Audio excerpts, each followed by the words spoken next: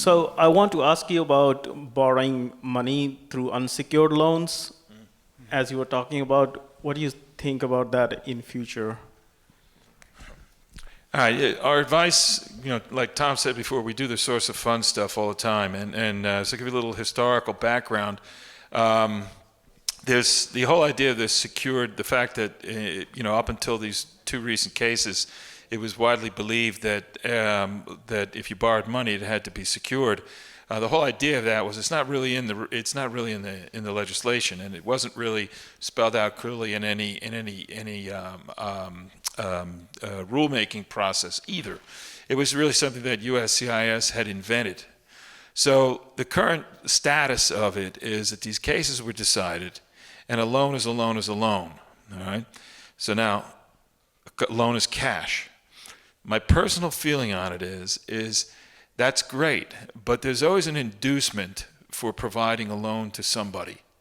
And even in the circumstances as they exist now, should the decision on the two district court cases be sustained, right, you still have to look at why the loan was made. And you have to determine whether or not that somehow erodes the value of the investment. Make sure that you've got a $500,000 loan.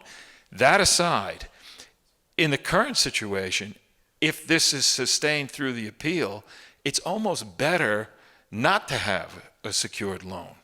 Because then you ask whether or not there was some kind of consideration that flowed from one to the other that induced the loan, and whether or not there's a promise that was made, etc.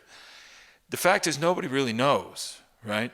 So I can't understand why USCIS has an issue with the decision, and maybe you've thought about it. But I'm looking at it, I'm saying, where's the political interest in USCIS's side to appealing those decisions? Why do they care? I mean, if I don't know that there's some big policy, push within USCIS to make this more difficult for people. If you look at the Zhang case, I think the USCIS argument would be that you are completely severing the entire history of the source of funds outside of the gift to you, right? So if you have a very rich family member and they say, here's an unsecured loan. Right, I'm a narco trafficker. Right, here's an unsecured loan. All you would have to show was the bank statement and the wire to your bank account. There would be no other documentation. But no, you'd still have to see, my position is you still have to show sort of where that money came from. But that's not what Zhang is saying, right? So I think Zhang saying it has to be, was it secured or the source of funds? Well, Zhang is saying the relationship is between you and the project. So if you have the money, why do I need to show the rest of this? Why does it matter if it's secured or not secured, right?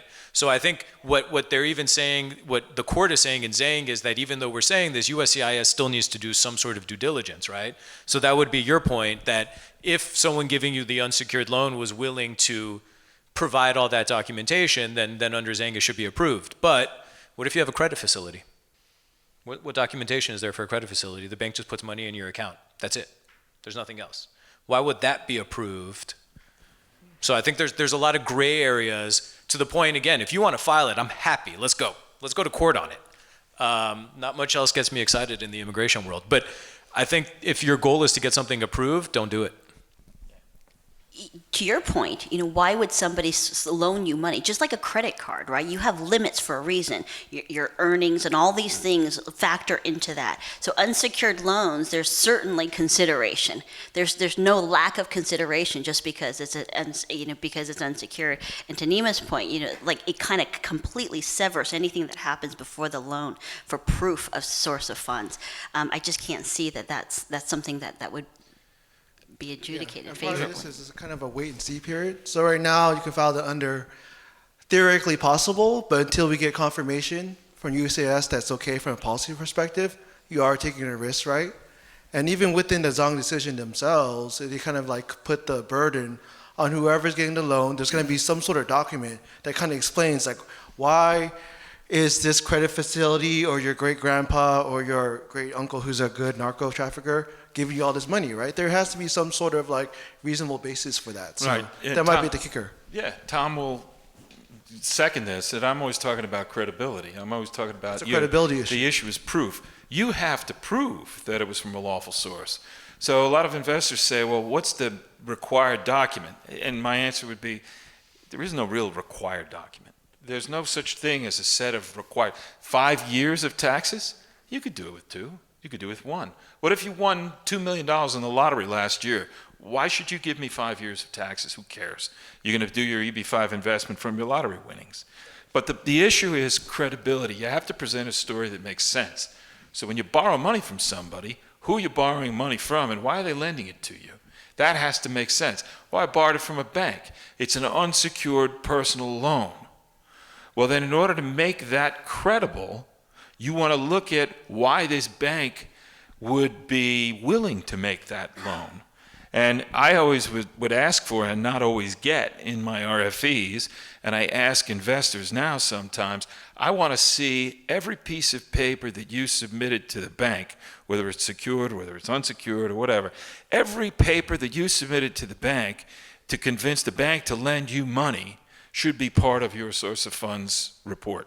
Yeah, and I think, even when we do a gift, we always write some sort of letter that says, from the giftor that, like, even though I have 8 nephews, this is my favorite one, and I want him to live out his life and of the American dream, and I would do anything for him but it's credibility. And we also make arguments that if this was dirty money and you're trying to infiltrate the United States and you have 18 years to perfect your plan before you get the green card, I mean, it's pretty silly. And until recently, you look at the UK Tier 1 program, there's no source of funds requirement.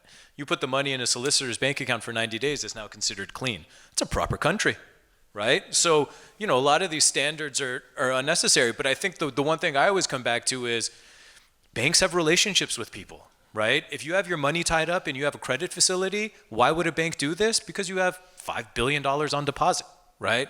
So why is that not approvable? I think that's where all this gray area is gonna come out, and it's actually something that comes up a lot, especially in the Middle East. Like, I haven't been paying taxes, I have my money tied up in development, but I have this credit facility I can tap at any time.